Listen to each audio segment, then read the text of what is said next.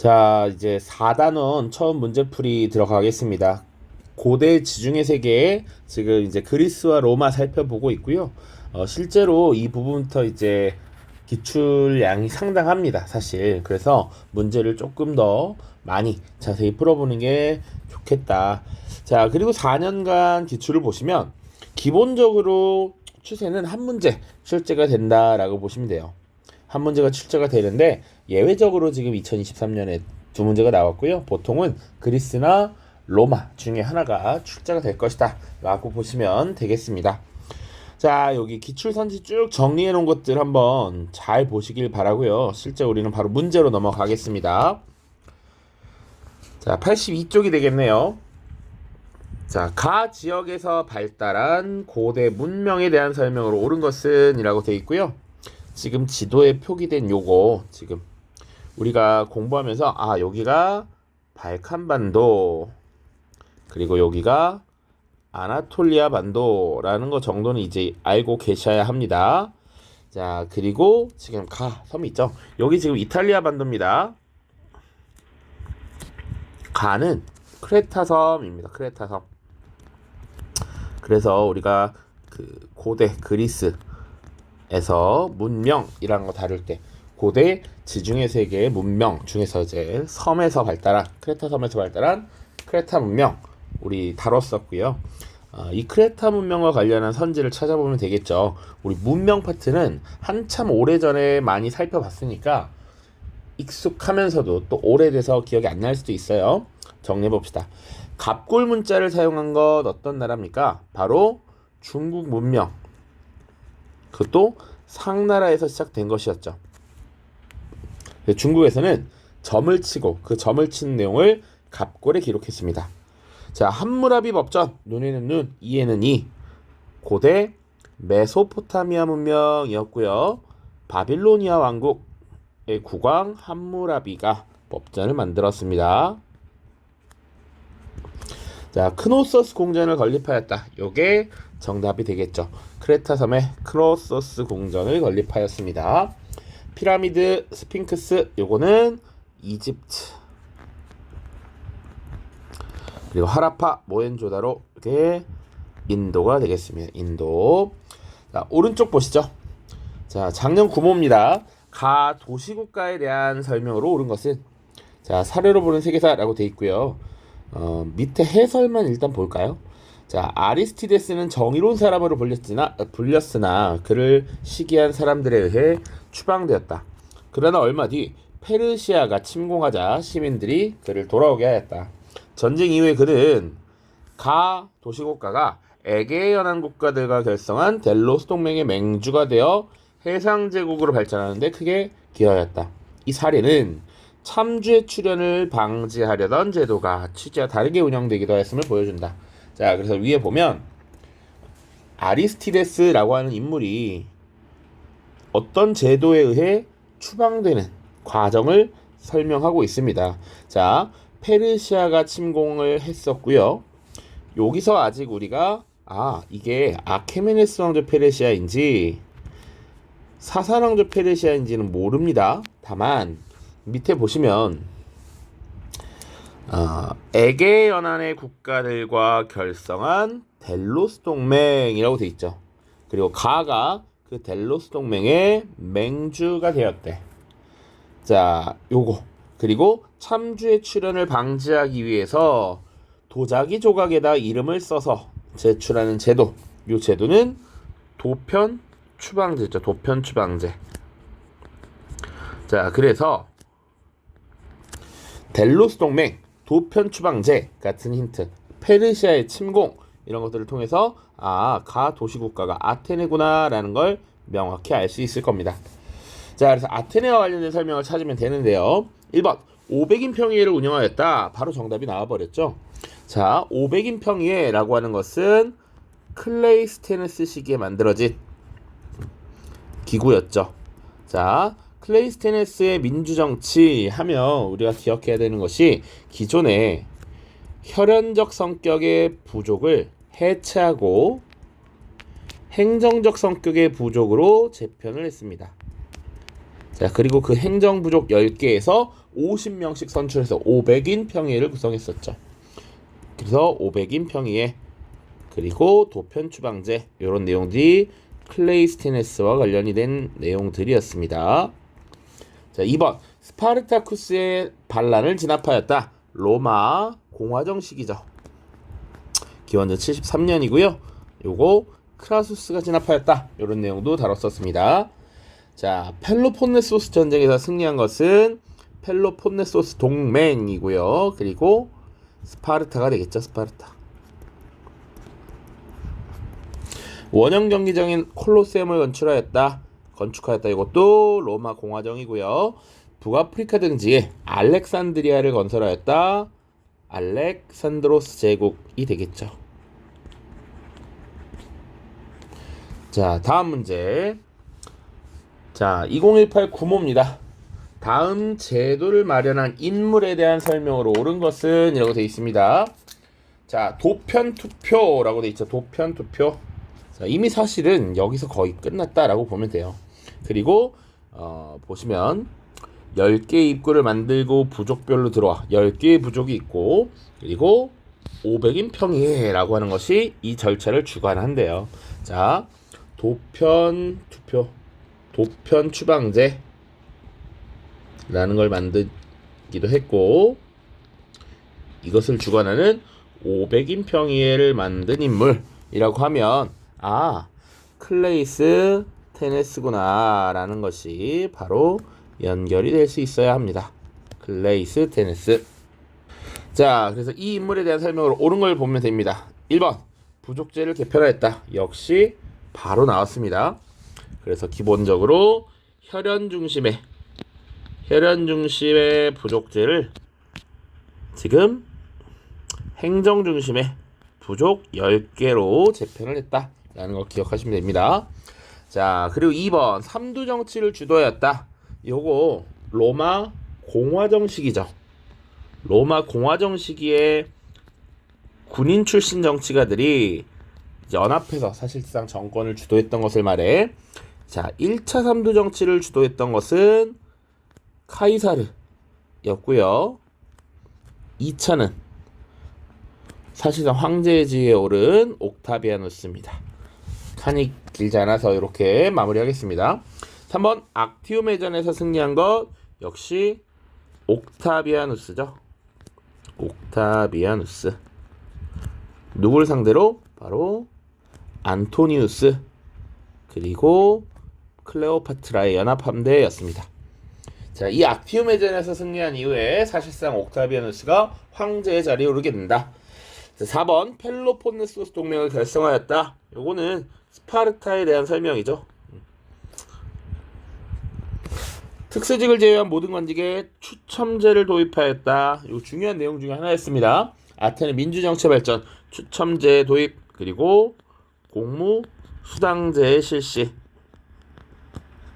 바로 페리클레스가 되겠죠. 페리클레스. 자, 오른쪽으로 넘어갑니다. 가나 폴리스에 대한 설명으로 옳은 것은 2개의 폴리스면 우리 시험에 나오는 건 딱 2개밖에 없습니다. 자, 일단 보죠. 투키디데스는 역사에서 가가맹주인 델로스 동맹과 나가 주도하는 펠로폰네소 동맹 간의 전쟁이 됐었다. 그는 이 전쟁이 그리스뿐만 아니라 외부 세계에도 큰 영향을 준 사건으로 어떤 전쟁보다 이야기할 만한 가치가 있다고 생각하여 이 책을 저술하였다. 자, 투키디데스의 역사라고 하는 책이 지금 이 전쟁, 펠로폰네소스 전쟁의 내용을 담고 있다라는 것이죠. 자, 그리고 델로스 동맹의 맹주라고 하면 누굽니까? 가는 아테네가 될 거고요. 그리고 펠로폰네소스 동맹의 맹주라고 하면 스파르타가 되겠죠. 그래서 가는 아테네, 나는 스파르타입니다. 1번 가 호민관직을 설치하였다. 평민의 대표라고 있는 호민관직 로마였죠. 로마. 2번 페리클레스의 주도로 민주정치가 발전하였다. 정답입니다. 페리클레스 시대에 민주정치가 발전했죠. 발전할 수 있었던 2가지 제도 잘 기억해야 되죠. 하나는 공무 수당제, 그리고 하나는 추첨제입니다. 추첨제. 3번 악티움 해전에서 승리한 것은 스파르타가 아니라 당시 로마에서도 옥타비아누스가 이끄는 군대였죠. 자, 4번 식민도시 카르타고를 건설한 것은 페니키아입니다. 페니키아. 5번 사사왕조 페르시아와 대립하였다. 관계가 없습니다. 자, 사사왕조 페르시아는 3세기부터 6세기 존속했던 나라. 6세기가 아니라 7세기죠. 7세기까지 존속했던 나라이고, 대략 보자면 사사왕조 페르시아가 이렇게 있다고 봤을 때 건국 초기에는 사실은 여기 로마 제국이 있었고요.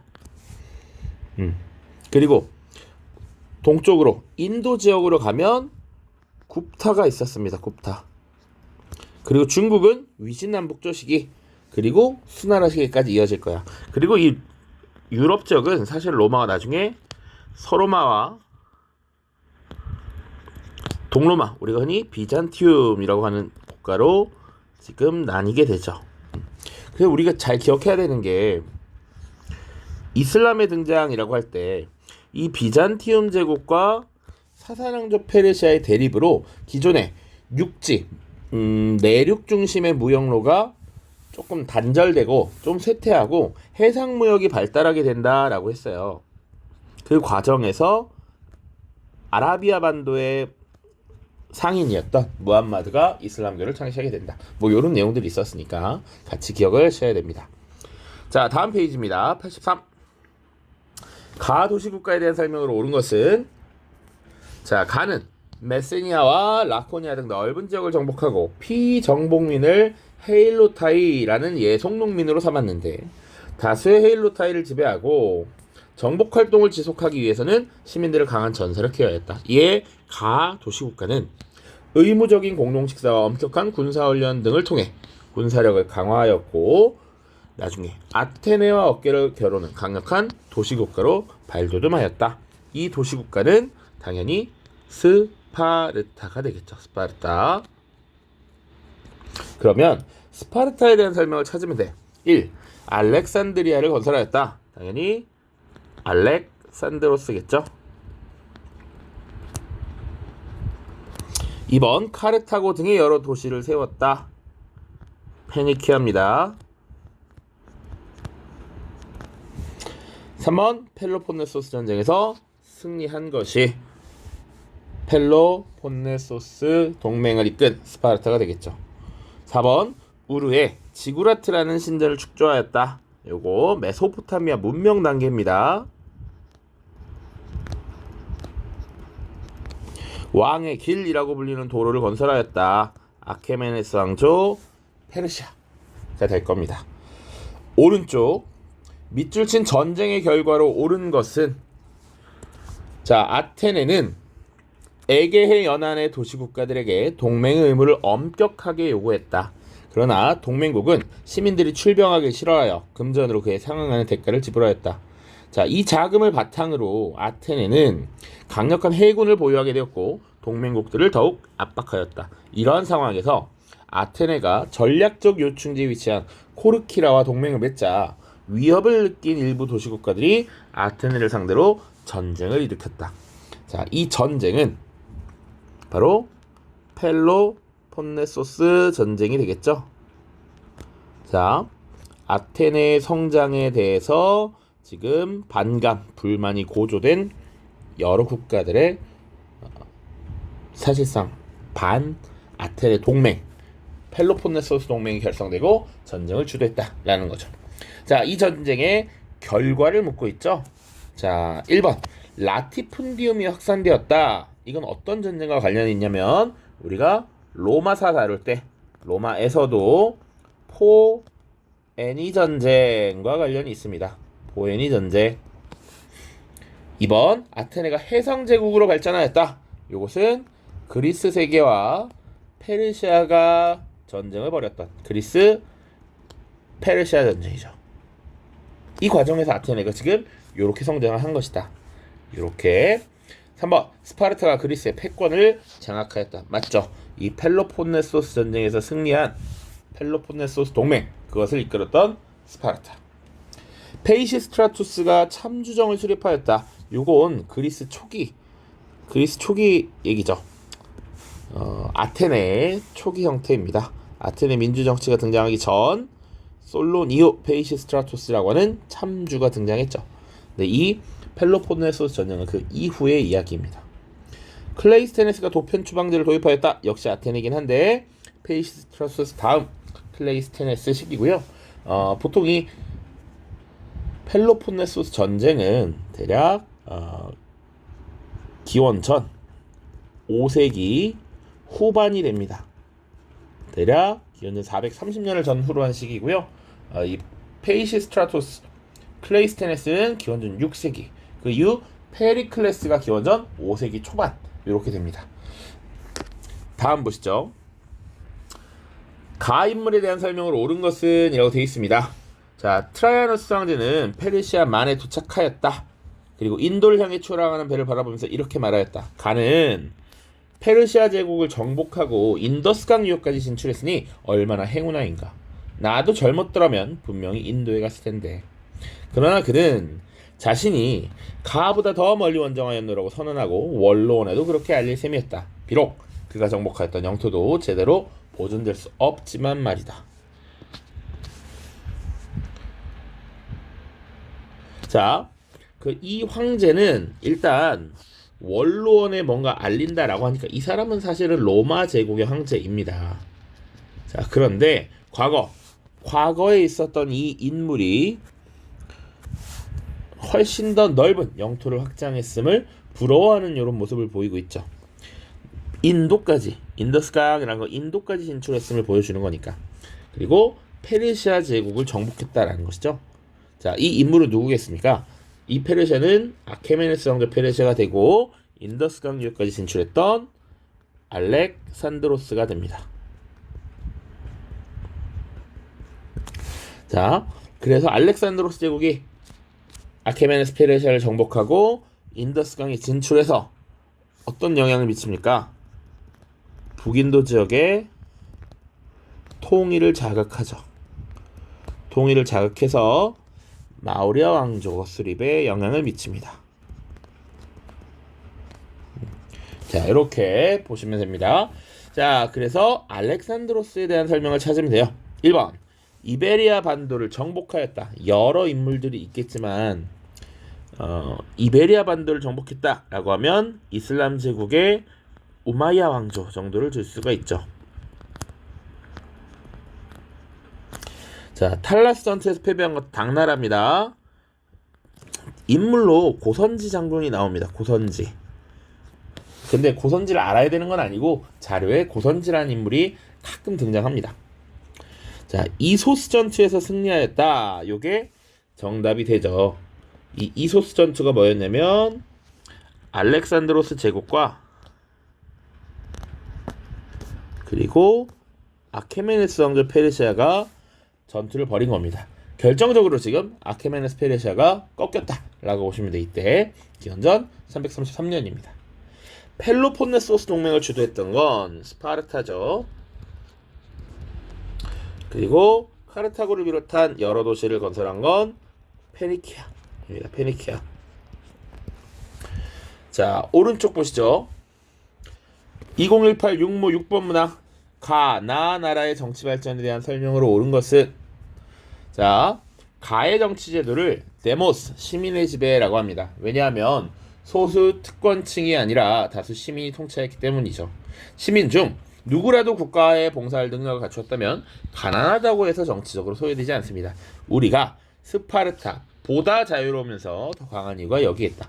페리클레스의 말이죠. 자, 요거 페리클레스 그리고 스파르타와의 비교 그리고 시민에 의한 지배 민주주의라고 하는 것을 특징으로 두고 있죠. 가는 아테네입니다. 아테네. 나 보죠. 나의 정치제도에서는 집정관 콘술이 큰 힘을 발휘하고, 하지만 원로원과 민회가 또 콘술을 견제합니다. 이러한 권력 분산에 입각한 제도는 어떤 상황에도 유연하게 대처할 수 있으므로 이보다 더 좋은 제도를 찾기 힘들다. 자, 이 나라가 포에니 전쟁에서 승리할 수 있었던 것도 바로 이 때문이다 라는 거. 자, 지금 집정관, 콘술, 원로원, 민회, 심지어 포에니 전쟁에서 승리라고 하면 나는 바로 로마가 되겠죠. 로마. 아테네와 로마입니다. 자, 1번 500인 평의회가 구성되었다. 아테네에 대한 설명 맞죠? 맞습니다. 아테네의 클, 레이스, 테네스. 2번 호르텐시우스법이 제정되었다.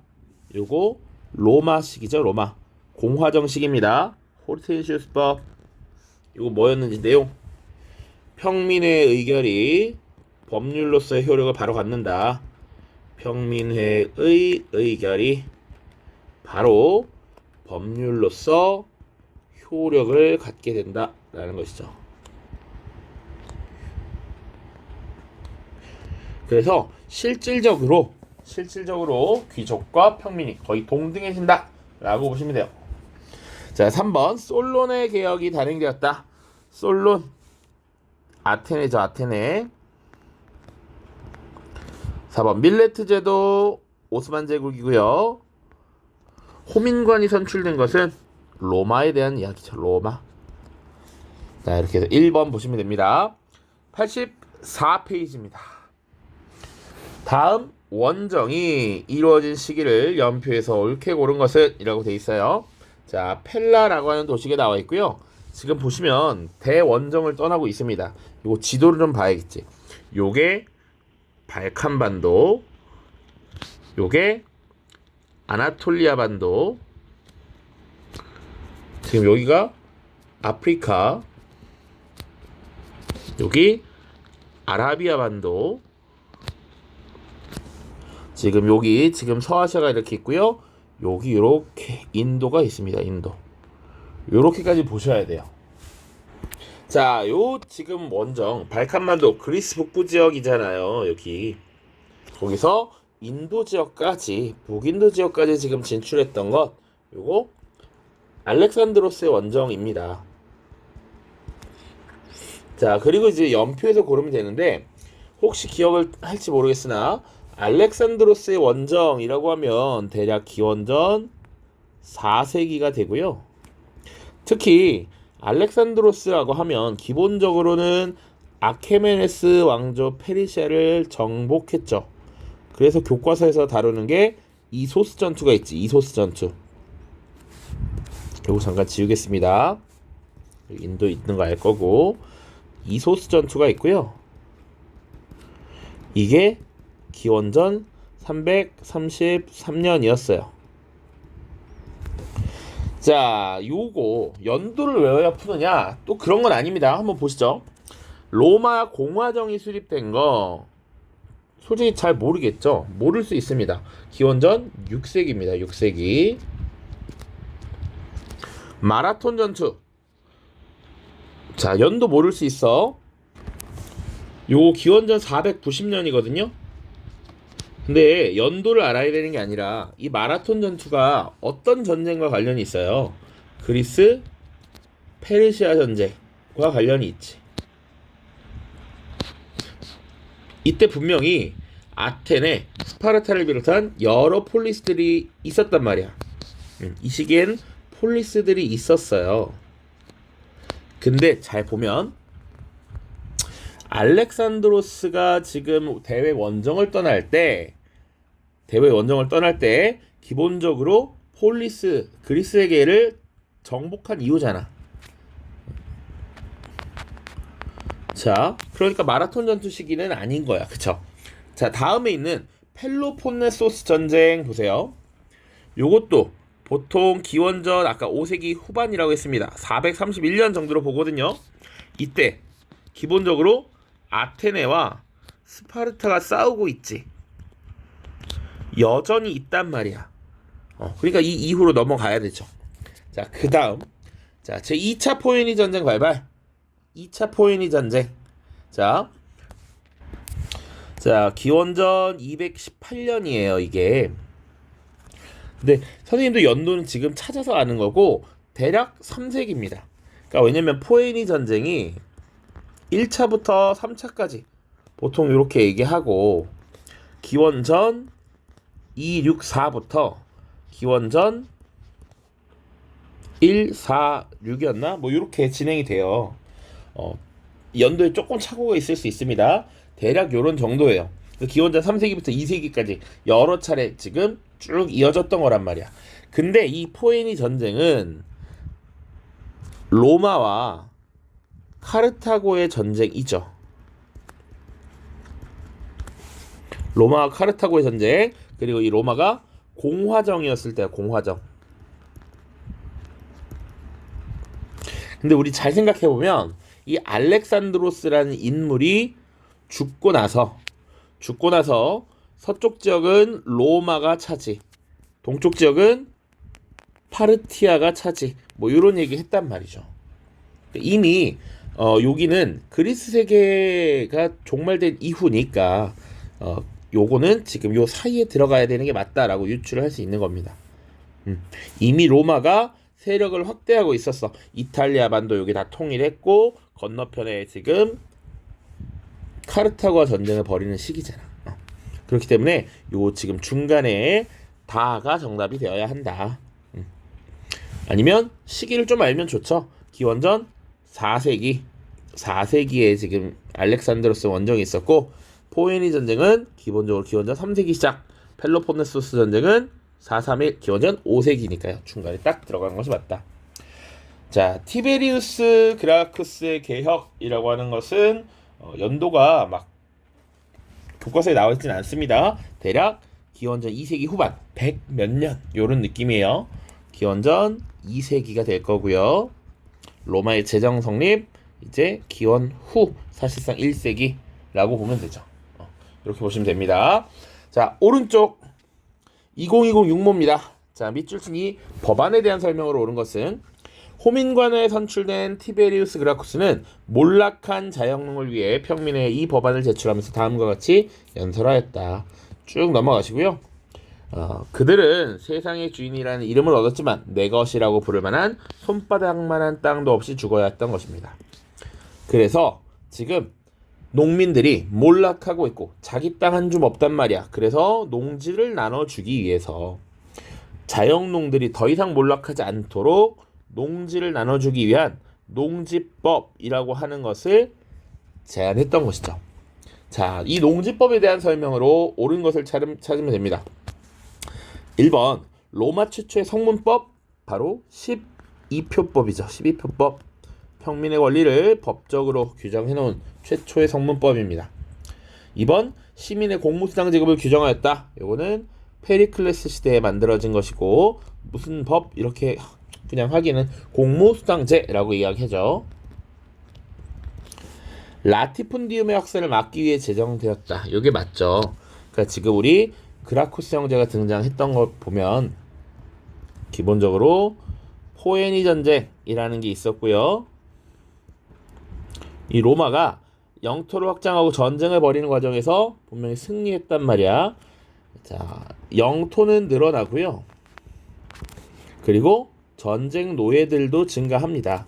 자, 그래서 노예 노동을 활용한 귀족들의 대농장 경영이 이루어져요. 이것을 라티푼디움이라고 하고, 자, 이 라티푼디움이 확산되면서 자영농이 점차 몰락하고 있기 때문에 이것을 막기 위해 그라쿠스 형제가 나름의 개혁을 추진했던 것이죠. 자, 4번 집정관 1인을 평민 중에서 선출하도록 하였다. 이게 리키니우스법이죠. 리키니우스법 혹은 리키니우스 섹스티우스법이라고 합니다. 2명의 집정관이 있을 때 이 법을 만들었어요. 재산에 따라 시민에게 참정권을 차등부여했던 건 솔론 때의 일이죠. 400인의 설치, 채무노예 금지 이런 것들 기억하시면 됩니다. 자, 2022 수능 2번 문항 가 인물에 대한 설명으로 옳은 것은 그림은 18세기 프랑스에서 제작된 것으로 고대 지중해 세계에서 벌어진 해전을 묘사하고 있다. 우측에는 안토니우스의 함대가 있고 그리고 클레오파트라 등이 합류한 연합군이 있었대. 요게 하나의 세력이야. 안토니우스와 클레오파트라. 좌측에는 가의 함대가 있었어. 요게 두 번째 세력이죠. 자, 그의 함대는 잘 훈련된 군사들로 구성되어 있었고 아그리빠라는 뛰어난 전략가의 지휘 아래 봉쇄 작전을 펼쳐서 가의 함대가 안토니우스의 함대를 격파하였다라고 되어 있고요. 가는 이 해전에서 승리한 이후에 원로원으로부터 존엄한 자라고 하는 아우구스투스라는 칭호를 부여받았다. 자, 이 인물은 바로 옥타비아누스가 되겠죠. 옥타비아누스. 그리고 좀 더 이 해전의 명칭 들어가면 악티움 해전이 되겠죠. 자, 그 이후에 사실상 로마는 공화정에서 제정 단계로 넘어가게 됩니다. 자, 1번 호민관 제도를 만들었다. 가와 관련 없죠. 요거는 기원전 5세기 성산 투쟁의 결과였습니다. 평민들이 우리에게도 어느 정도의 참정권을 달라, 의무만 강조하지 말고 권리를 달라라고 했던 겁니다. 자, 스스로 프린캡스라고 불렀다. 이게 정답이죠. 프린캡스는 제1시민이라는 표현입니다. 그래서 이 옥타비아누스는 사실은 1차 삼두 정치를 이끌었던 카이사르의 양자였는데 이 카이사르가 사실상 독재자가 되면서 비참한 최후를 맞이하고 암살을 당했단 말이지. 그것을 알고 있었던 옥타비아누스가 이 카이사르의 전말을 봤기 때문에 처음에 스스로 겸손을 떨었다라는 것이죠. 나는 그저 로마의 제1 시민일 뿐입니다 라고 한 겁니다. 프린캡스라는 표현 잘 기억해 두시고요. 니케아 공의회를 소집하였다. 종교회의였습니다. 공의회 당시 아타나시우스파와 아리우스파가 대립하는 과정에서 이것을 해결하기 위한 콘스탄티누스 황제의 재위식이 일이죠. 제국을 4분할하여 통치한 것 디오클레티아누스. 그리고 카르타고의 전쟁에서 활약한 건 장군 스키피오라는 인물이 있습니다. 스키피오. 이 정도 알아두시면 될 것 같아요. 자, 오른쪽입니다. 가 황제에 대한 탐구 활동으로 가장 적절한 것은, 자, 지금 가 황제가 4분할 통치했대. 사실 이게 끝이야 이미. 자, 가 황제는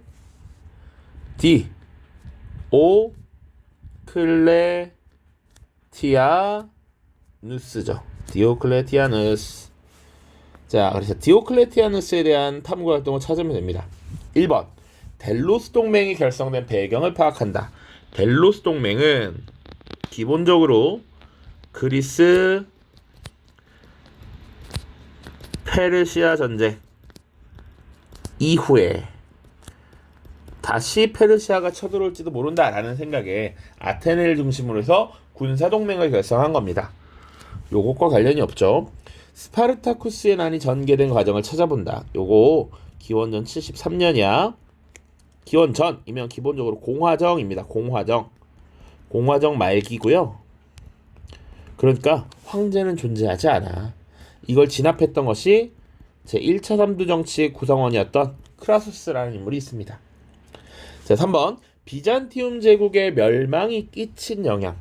비잔티움 제국이 멸망했던 것은 1453년 오스만 제국 당시 술탄 메메트 2세에 의해서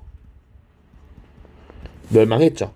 자, 그러고 나서는 사실은 이 발칸반도 지역이 오스만 제국 하에 들어가게 되고 나중에 약 400여 년이 지나서 이 지역에서의 독립전쟁이 일어납니다. 그리스 독립전쟁. 이거는 사단은 훨씬 뒤에 가면 다를 겁니다. 로마 카르타고 전쟁. 이것을 포에니 전쟁이라고 하죠. 포에니 전쟁은 공화정 시기였습니다. 공화정 시기 기원전 3세기부터 2세기까지 이어진 전쟁이었다. 군인 황제 시대의 혼란이 수습된 과정. 요게 정답이 됩니다. 자, 기원전 3세기예요. 연도를 말하다가 틀릴 수도 있어서 조심스러운데 284부터 235 대략 한 50년 동안 18명의 황제가 바뀌었어.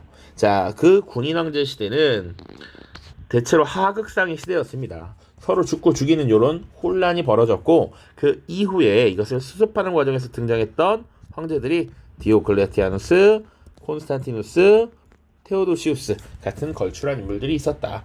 각각의 업적을 봤어야 했죠.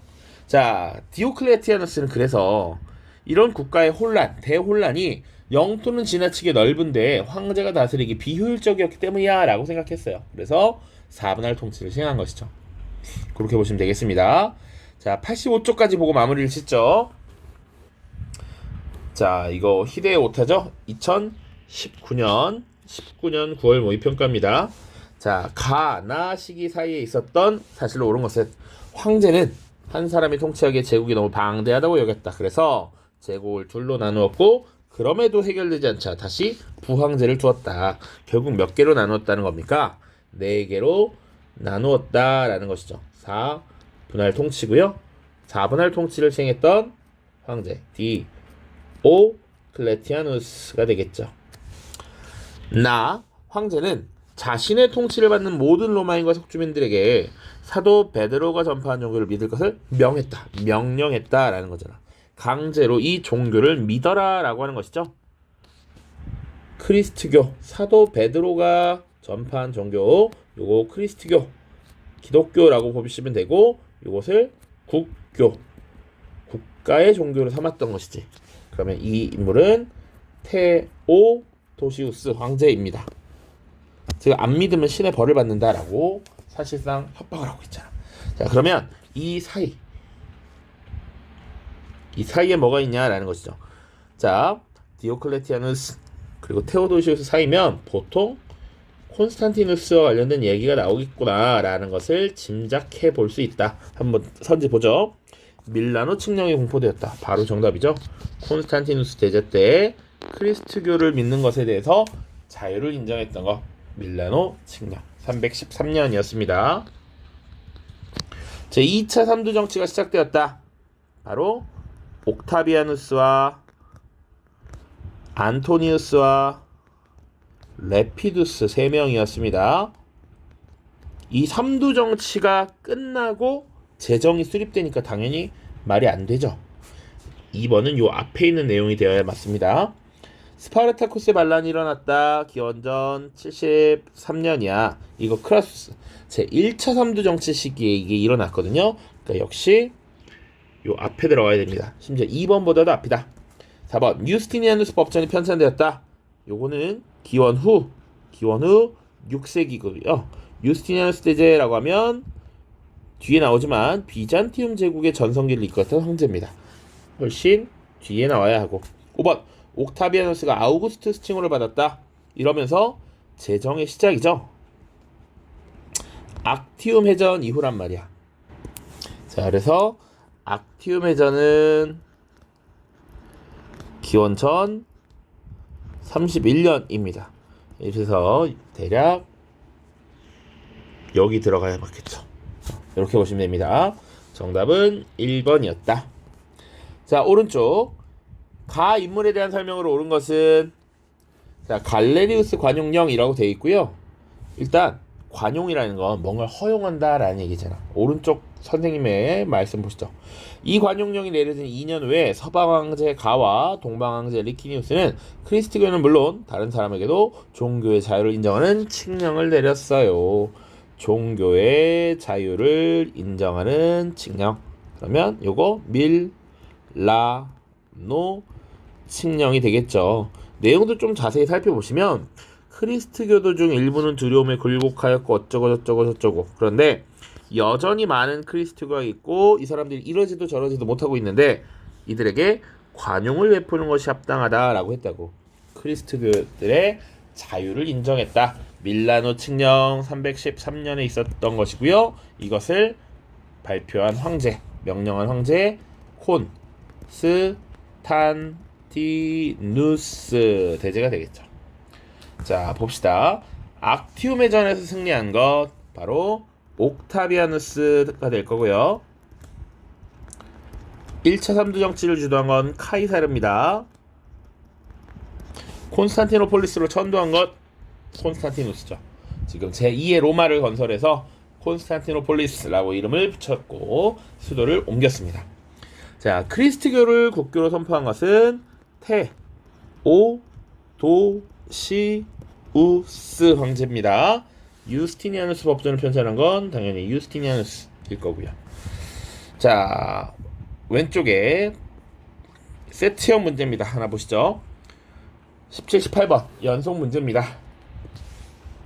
가는 원로원으로부터 아우구스투스 존엄한 자라는 칭호를 받았다. 그는 제국의 통치권을 장악하고 있었지만 원로원을 국정의 동반자로 삼았다. 독재자로서의 모습을 보이면 암살을 당할 수 있었던 그의 양아버지 카이사르의 사례를 봤기 때문이죠. 이 인물 누굽니까? 아우구스투스 칭호를 받았고 제국의 통치권을 사실상 장악했던 이 인물 바로 옥타비아누스죠. 옥타비아누스. 나는 제국이 당면한 문제를 강력하고 효과적으로 해결하기 시작했다. 로마 제국의 새로운 황금 시대를 이루기 위해서 흑해 입구에 또 하나의 로마를 건설하고 330년에 그 도시로 수도를 옮겼다. 나는 콘스탄티누스 이렇게 될 겁니다. 자, 그래서 가는 옥타비아누스, 나는 콘스탄티누스니까 문제 풀어보시죠. 가나 인물에 대한 설명으로 옳은 것은 자, 가는 옥타비아누스였죠. 옳지 않은 걸 찾는 겁니다. 스스로 프린캡스라고 불렀다. 맞죠? 악티움의 전에서 승리한 거 맞습니다. 밀라노 칙령을 반포한 것 맞고요. 니케아 공의회를 개최한 것 역시 맞습니다. 다만 제국을 4분할 체제로 통치한 건 누굽니까? 바로 디오클레티아누스가 되겠죠. 자, 그리고 18번은 지금 위에 나와 있는 그 도시에 대해서 묻는 거죠. 그 도시. 여기서 말하는 그 도시는 뭐예요? 콘스탄티누스의 이름을 딴 그 도시. 콘스탄티노폴리스가 되겠죠. 자, 기억. 연꽃무늬와 대리석 격자가 특징인 묘당을 살펴본다. 자, 연꽃무늬, 대리석 격자, 그리고 묘당이라고 하는 건 무덤 형태의 궁전, 이렇게 보면 돼. 무덤 형태의 궁전입니다. 이거 우리 다른 곳 중에 뭐 있습니까? 바로 타지마할이죠. 인도 무굴 제국 시기에 만들어진 타지마할에 대한 설명입니다. 타지마할. 자, 그리고 내부를 모자이크 벽화로 장식한 건축물을 조사한다. 자, 이 모자이크 벽화로 장식을 하는 요런 형태를 비잔티움 양식이라고 보통 이야기하죠. 자, 근데 이 콘스탄티노폴리스라는 도시가 동로마 제국의 수도, 비잔티움 제국의 수도로서도 기능을 하죠. 그래서 요게 대략 여기 만들어진 성 소피아 성당에 대한 설명을 하고 있는 겁니다. 그러니까 얘는 맞는 설명이다. 자, 디귿. 모스크를 기하학적 무늬로 장식한 이유를 알아본다. 모스크는 기본적으로 이슬람 사원이죠. 그런데 이 이슬람 사원을 장식할 때 기하학적 무늬를 많이 사용한대. 성상 같은 걸 만들 수 없었기 때문에 당시 이제 아라베스크 무늬 같은 것을 그려 넣게 되죠. 그런데 이 콘스탄티노폴리스라고 하는 도시가 1453년 오스만 제국의 침략을 받아서 함락이 되고, 이때는 이제 이슬람 세력 하에 들어가게 되면서 이 도시에 모스크, 이슬람 사원이 굉장히 많이 만들어지죠. 그러니까 디귿도 당연히 맞는 설명이 됩니다. 대표적인 거 뭐 있어요? 사실은 이 성 소피아 성당에다가 첨탑, 미나렛이라고 하는 걸 건립하기도 하고요. 그리고 사실은 술탄 아흐메드 모스크라고 하는 것을 건립하게 되죠. 사원 혹은 술탄 아흐메드 모스크라고 합니다. 리을, 뾰족뾰족한 첨탑, 그리고 스테인드 글라스를 특징을 하는 고딕 양식. 이런 고딕 양식은 기본적으로 중세 유럽 12세기부터 등장합니다. 요거 크리스트교 성당, 예를 들면 쾰른 성당 뭐 이런 것들이 유명해요. 자, 그래서 정답은 니은디귿이 됩니다. 콘스탄티노폴리스에 대해 잘 알고 있느냐? 라고 물어본 겁니다. 자, 오른쪽 마지막 문제입니다. 드디어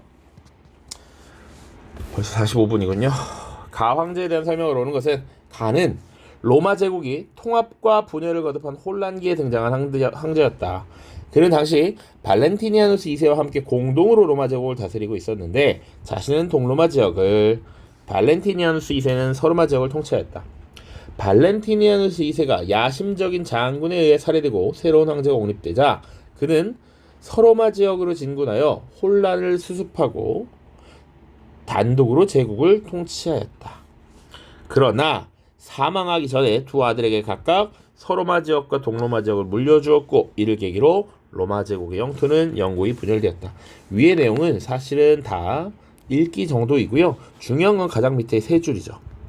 로마 제국의 영토는 이 가 황제가 죽고 나서 영구히 서 로마 지역과 동 로마 지역으로 분열되었다. 어떤 황제? 가가 죽고 나서 동서 로마가 분열되었다라는 거죠. 자, 그럼 가는 누구겠어요? 바로 테오도시우스 황제입니다. 자, 그래서 보기 보죠. 1번 악티오메전에서 승리하였다. 옥타비아누스. 크리스트교를 국교로 삼았다. 요게 테오도시우스에 대한 설명이죠. 호르텐시우스법 제정, 기원전 287년 로마 공화 정식이죠. 자, 내용은 뭡니까? 평민의 의결사항이 바로 법률로서 효력을 갖는다. 그래서 평민들이 사실상 귀족과 동등한 권리를 얻게 되었다. 4번 콘스탄티노폴리스는 콘스탄티누스. 5번 제국의 4분할 통치 디오클레티아누스가 되겠죠. 자, 그래서 지금 고대 지중해 세계, 그리스 세계와 알렉산드로스 제국, 로마 제국까지 쭉 살펴봤습니다. 문제가 무려 17개였어요. 굉장히 많습니다. 잘 정리를 해보시고요. 다음 시간에는 이제 유럽 중세로 들어가게 됩니다. 유럽 중세는요, 교과서에서 가장 내용이 많은 중단원입니다. 그래서 문제도 그만큼 많고요. 필요에 따라 조금 영상을 끊어서 갈 수도 있겠습니다. 자, 물론 고생 많았습니다. 안녕.